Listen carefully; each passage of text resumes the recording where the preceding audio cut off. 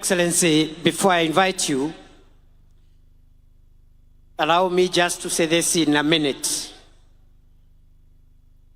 that this generation owes the generation that fought for the political freedom of Kenya, the debt of fighting for the economic freedom of our country. As you lead us, Your Excellency, I am satisfied that we are on a course of paying the historical debt of our forefathers who fought for the freedom of Kenyans to govern their own affairs and to rule themselves. We are paying that debt by ensuring we also provide economic freedom to Kenya and its people. Number two, Your Excellency, in that journey, I am equally persuaded that we as a country, and with you as our leader, we are also creating a more inclusive Kenya. From an economic standpoint, for a long time, the investment of national resources, especially in supporting the value chains from where the majority of our people derive their income, those resources have sometimes forgotten certain sectors.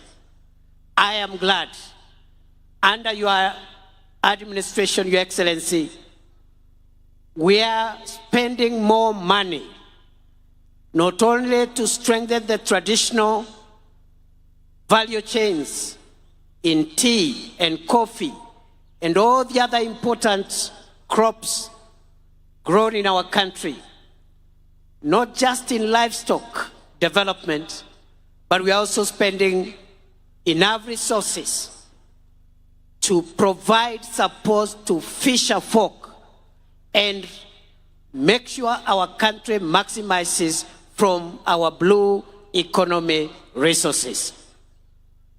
Finally, Your Excellency, as we live and travel this journey, it is also clear on us that between yourself and His Excellency Raila Odinga, you are speaking to our nation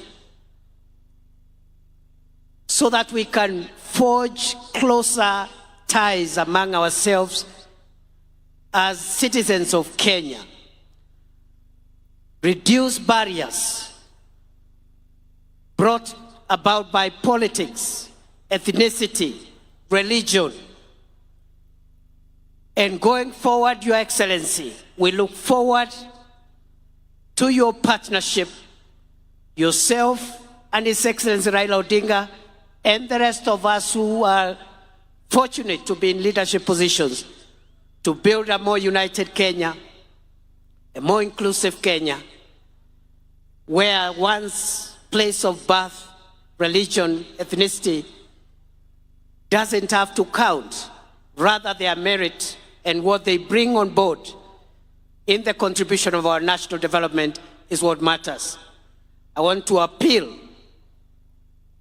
that we also bring on board all generations, so that the younger people, the older people, the children, and even the generations to come, we all find ourselves in that one ecosystem, because we all belong to this country.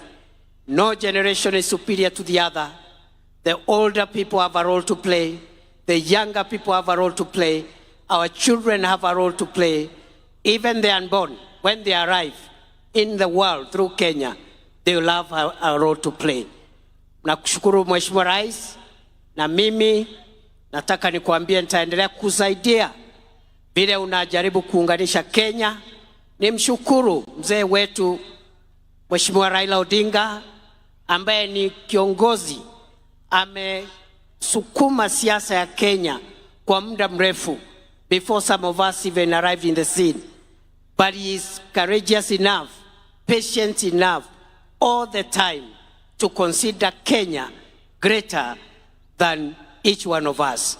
Na kwa hayo mengi, Mheshimiwa Rais, allow me, fellow Kenyans, that we be upstanding as we invite President William Ruto to come and address us. Wapi shangwe na vigelegele jameni? Asanteni sana. Welcome, Mr. President.